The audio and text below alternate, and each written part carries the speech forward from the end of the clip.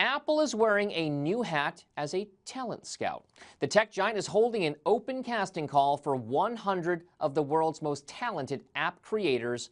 The search is on to find participants to star in a reality show called Planet of the Apps. So joining us now to discuss it is Dan Costa. You know him. He's the editor-in-chief over at PCMag.com. So Dan, besides having a clever name, yes, apps, not apes, what can you tell us about the show? What is it? What are they looking for? How do you apply? When's it happening? It's too many questions, but what's the lowdown on this particular scheme?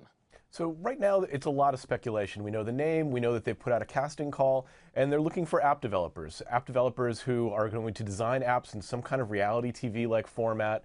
I expect it's going to be something like Shark Tank meets Project Greenlight, where you've got teams competing against each other for certain goals, coming up with ideas.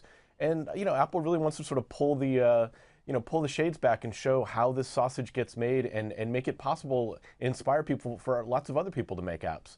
How entertaining it's going to be, that remains to be seen.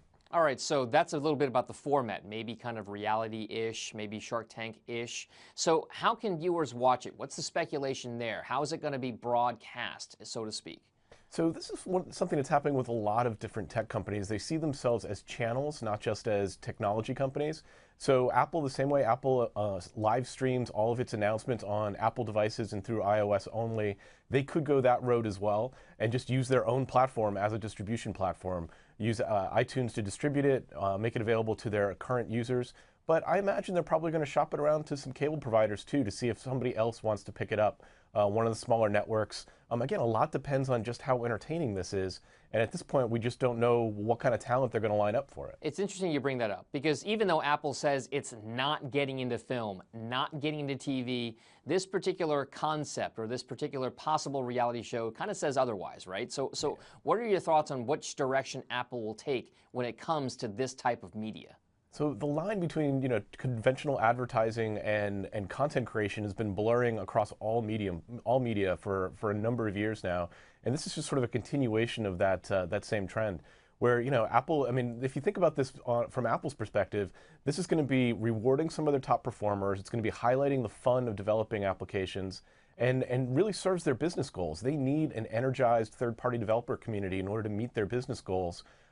By spending money on this type of show, they're highlighting that very process and encouraging people to participate in it. So that's tremendously useful for them. You could see Google doing the same thing. You could see Amazon doing the same thing. Although I don't think Amazon's going to create a reality TV show with talking about how great it is to work in their giant warehouses with the robots.